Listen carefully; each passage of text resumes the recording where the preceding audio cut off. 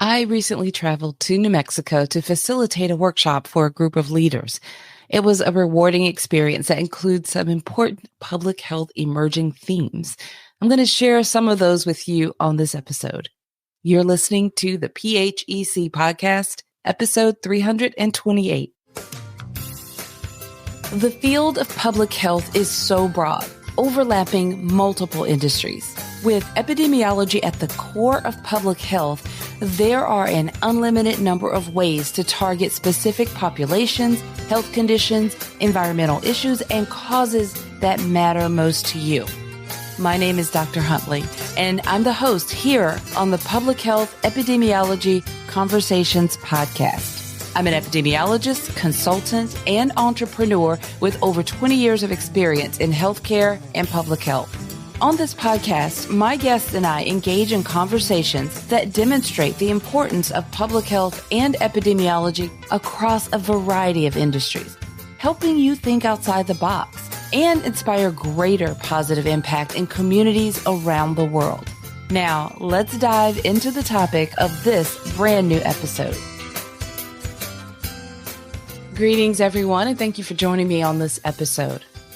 On this episode, I want to just take a moment and share with you a few key, I want to say takeaways, but they're really emerging themes that surface through my experience recently in facilitating a workshop to a group of leaders. The reason I want to share with you on this episode all by itself is that I held this place on my schedule, on my calendar, and I knew I had these conferences back to back, and I would come home and I wanted to record a recap of my takeaways of this experience. So I held space on the calendar for this. But now that I'm here and I'm recording for you, there are some themes that emerged through my experience of facilitating this workshop with this group of leaders that connected to the second event that I attended, the second conference, where there was a lot of discussion about building relationships with community and how it's important to have members of the community at the table and how to connect and build. And I think the idea of knowing that we need to have a relationship with community leaders is one thing, but how we build and connect is not always the second nature thing that comes to mind. People don't always know how to do that. They think they do, and some do it really well, but a lot struggle with that. So there was a lot that surfaced for me, these themes that emerged during the time that I was facilitating this workshop. And then also when I went to our American Public Health Association's annual meeting, that conference, there were a lot of the same themes emerging in the rooms that I were sitting and listening to conversations and presentations. So let me just start with a little bit of a framework. I was invited to speak to a group of leaders of tribal organizations around the country. And I've worked with the organizations for years and built up trust to be invited to support them in this way. And I want to say that I feel extremely honored to be invited into this space. And I did not take it lightly. I had several months to prepare, and the content and what I wanted to share and how I wanted to pour into the leaders, I was clear on that. The delivery, I changed a few times because I thought I was going to deliver in one way. But as I got closer to the event, I really took into account the people in the room and how they were feeling and what they had been dealing with. And it was important to me that I pivot and shift a bit at the last minute to be accommodating. And as leaders, anyone who's been in a leadership role, you know that you have to always pack some flexibility with you because things don't always roll out the way you plan. And I love a good plan, as good as any good planner. But there are so many times that I need to be flexible in the moment because what I had planned may not be what my group or audience or the person that I'm serving, the people I'm serving, it may not be the best plan for them in that moment. So I think your ability to be flexible is really important. And I learned that. I trust my instincts on this one because at the last minute, I really made a lot of changes. I changed my slide deck twice, and then in the moment, I didn't even use a slide deck. So that was just an example of how flexible. And then, sometimes you just decide not to use it.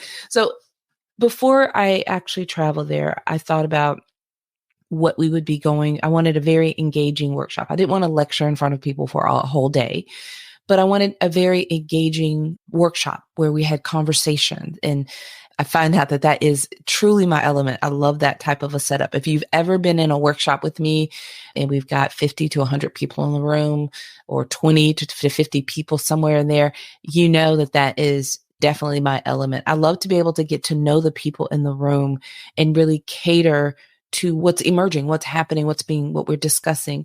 So I was excited to have that experience. I'm also good at these thought-provoking engagements. So I get people thinking about things or reflecting on things. So I created worksheets and put those all together in a workbook. And we did do hard copies because I imagined them sitting around as we were talking about these things and ideas are coming up and thoughts. I wanted them to be able to capture that moment, write it down. It's still great. Some people will take what I have written or those hard copies and they'll type into their computers or tablets and save it that way. That's fine.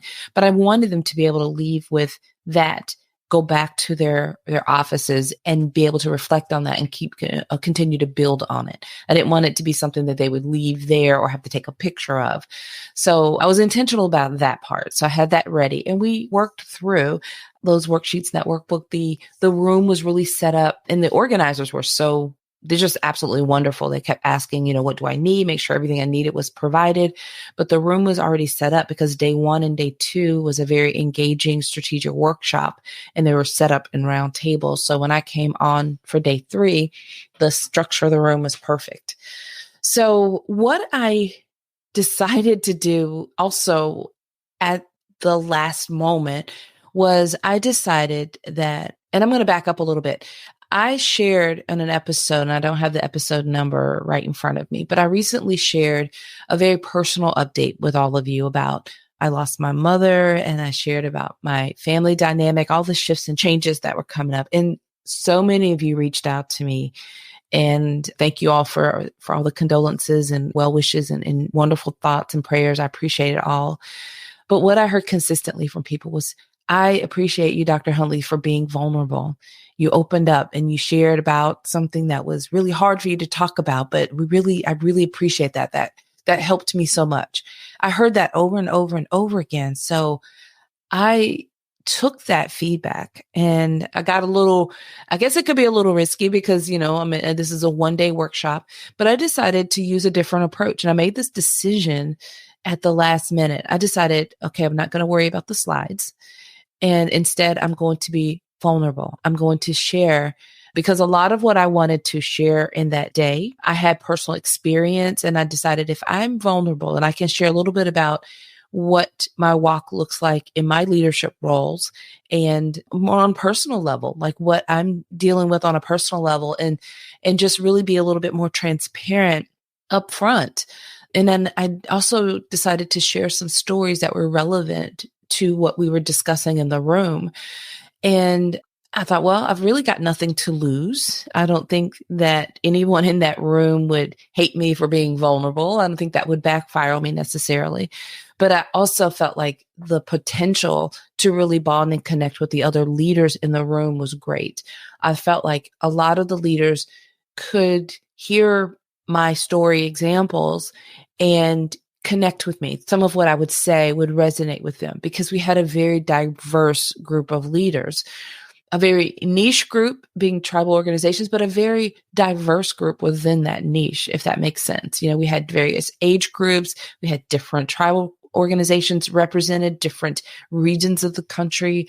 So there was a lot of diversity in that group. And so that was a decision I made. And I felt like it would help with this. You can really never go wrong when choosing to be vulnerable. I think that helps to reduce shame and judgment, and it helps to open communication and the potential for building relationship. So that was a decision that I made, and it paid off almost immediately. So there were people that throughout the day let me know how much different parts of my story would resonate with them. Or did resonate with them. So that was a move that I made, a decision that I made, and it fit the element in the room. the communication, this is another. So vulnerability was one of the themes I wanted to mention. And vulnerability, choosing to be vulnerable in the proper context in whichever your situations are can be very rewarding. It can reduce some of the stressors and it can open up pathways for communication, for example, and building relationship and so forth. So the second theme, no particular order here, but another theme that sort of emerged throughout that day that spilled over into the next conference that I attended was really about communication. And in this context, I will say that communication is a two-way street. I mean, we need to be listening as much as we're speaking, probably listening way more than we're speaking. I've been listening to some of the people at the different tribal organizations for a long time. And I had a feeling that there needed to be some space. This happens honestly in every room where I'm conducting a workshop, because I usually am speaking to leaders. I'm speaking to CEOs, directors, leaders of teams. So what happens often is that I intentionally hold space for my leaders to be heard in that room and whatever it is that they need to speak about. So keep that in mind, because this communication theme, we hear it all over the place about the need for better communication. But when it comes down to this event that I facilitated, I realized that there were many times I would ask a question and then I would just pause and I would listen and let people speak and then acknowledge what they're saying before moving on to the next person. Sometimes we just need to be able to, some of us have an opportunity to speak and a lot of us listen. And that happened throughout that day. And I could see and feel the power of that. So keep in mind that the theme of communication is all around us. We hear it all the time. We know it's important in so many different contexts. I don't think that it'll ever get old for us in public health. But in this context, as leaders, just remembering that communication is a two-way street. Be listening more than we're speaking, hold space for people to speak, and train the community of people around you to respect that listening and speaking balance. And I say train because, how we practice it, people will follow our cadence. So if we're being that example, then that's setting the tone for what we want more of. Another theme that emerged for me was really just generally relationship. I was thinking about how, again, I was very honored to be invited to that space. I was the only outsider, invited in. I was very honored. It felt like I was in a room of, a lot of good friends. Relationship is the next theme that emerged. So for 4 years, I've worked with the organizations, and I greeted some people in the room there that I've talked to over the years, but I've never met in person. But we greeted each other like we were really old friends. And that's exactly how it felt. There were some that I met for the very first time at that moment, and it just felt really wonderful. It was very warm. And I remember getting to fast forward a little bit when I was at APHA at the American Public Health Association conference. There was a conversation there. Someone was sharing a statistic about like how many touch points was needed to get to build trust within this community that they were working with some research. And I think about touch points. Sometimes you can build trust really quickly. It does happen, but oftentimes it's the long haul, because we're used to people kind of coming and going, but over the long haul, you kind of get woven into the community. The relationship builds roots that intertwine, and that relationship is really solid and strong. And over the 4 years that I've gotten to know this community, I feel very close and connected and honored, constantly honored and humble. And I'm excited about where we continue to grow. It did not happen overnight. Like there was a level of trust that was established. We kind of, had to kind of take the little trust and kind of go there from the beginning. But we built over time that relationship. And it was the first time, actually, I'm thinking about this as I speak. it indeed was, no, I take that back. Okay. So there was one person that I had met in person before that event, but for everyone else, it was the first time meeting in person. So it was just, relationship was the other thing. So it's things, we can come and go into the lives of our partners, community partners, stakeholders.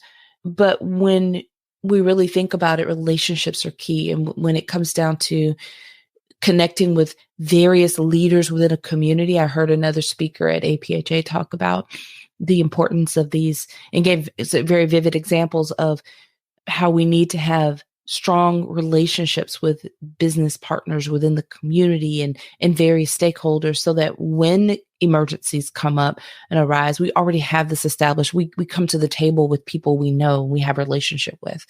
So anyway, that was just vulnerability, communication, relationship, all emerging themes. And then one more I'll add here is trust.